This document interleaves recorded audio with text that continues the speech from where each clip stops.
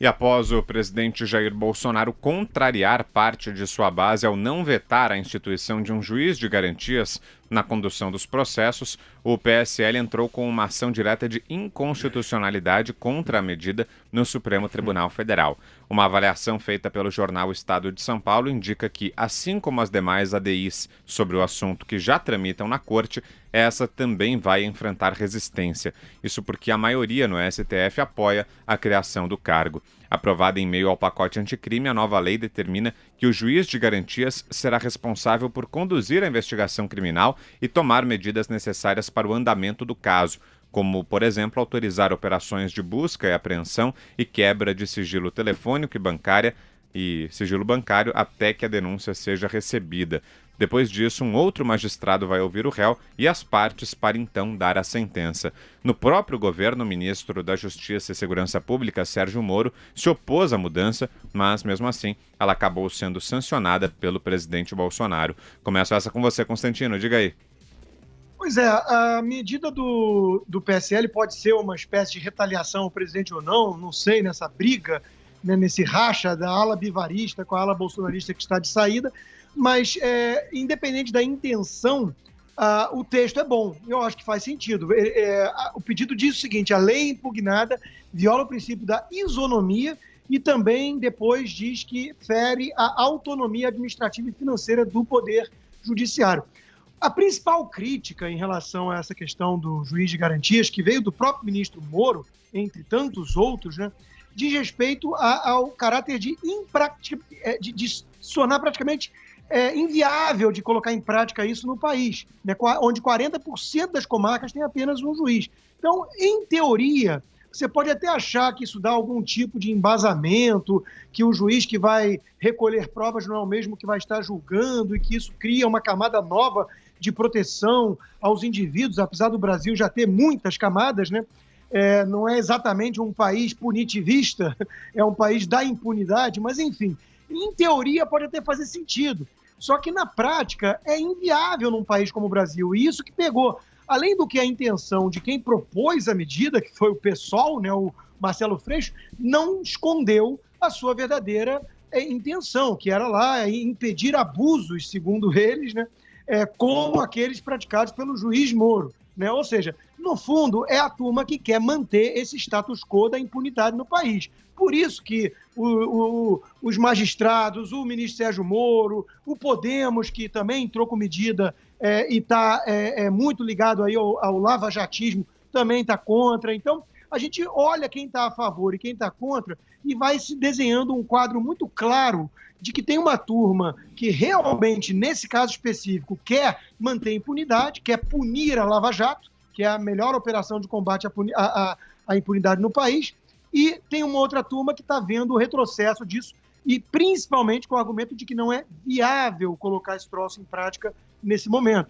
Né? Então, de novo, o PSL tem um bom embasamento para essa medida, se aproveita no processo e dá uma alfinetada ou não no presidente Bolsonaro, isso aí talvez seja um subproduto político da questão, mas ela em si tem fundamento e vamos ver como é que vai julgar o Supremo. Né? O ministro Dias Toffoli já antecipou a sua visão sobre esse caso, mas vai cair na mão do Fux e vamos ver. Eu acho que tem que ter uma pressão da sociedade muito grande aí, porque eu acho que é realmente um grande retrocesso ao combate à criminalidade e à corrupção no país.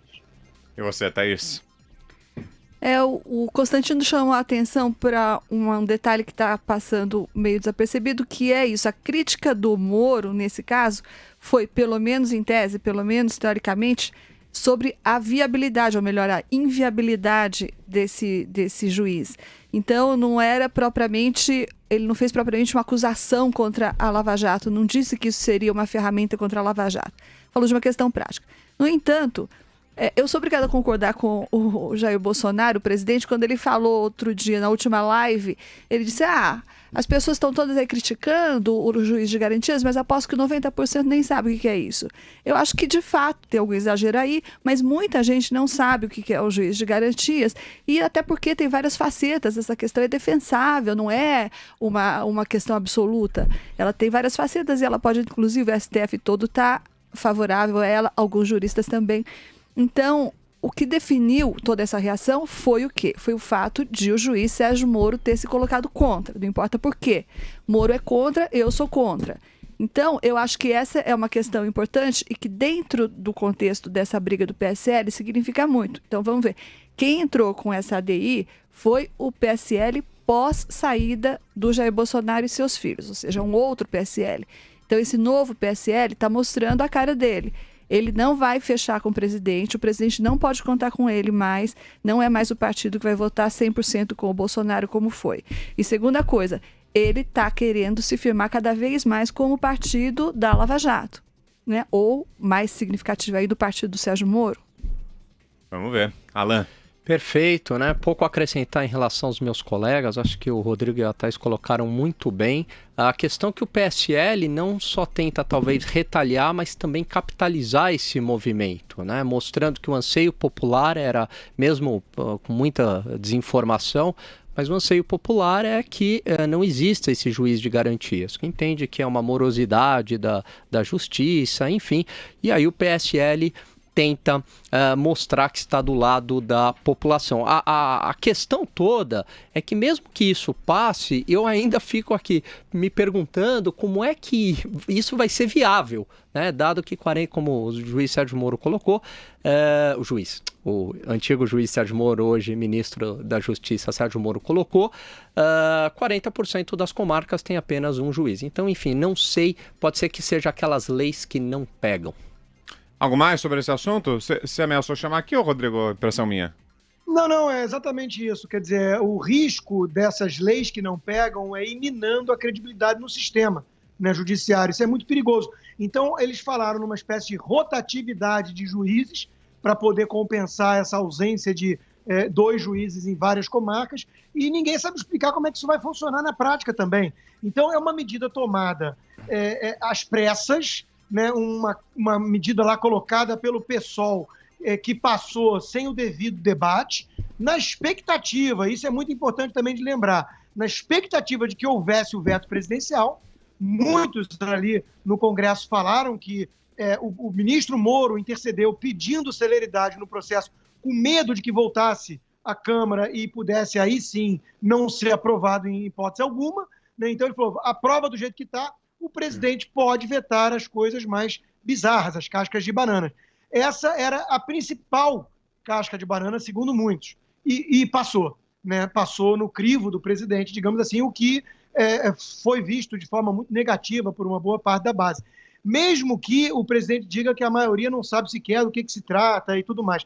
Mas nesse caso específico, é muito importante ver quem está contra e quem está a favor. Isso nunca é um argumento definitivo, é um argumento de autoridade, óbvio, mas diz alguma coisa a respeito da medida, né? Então, não pegou bem, não dá para colocar em prática. A Associação dos Magistrados está dizendo isso com todas as letras, não sabe o que vai acontecer, né? Ninguém sabe o que vai acontecer no dia seguinte. Isso gera insegurança jurídica no país, mais uma vez. Ou seja, foi um grave equívoco de todos os envolvidos, na minha opinião.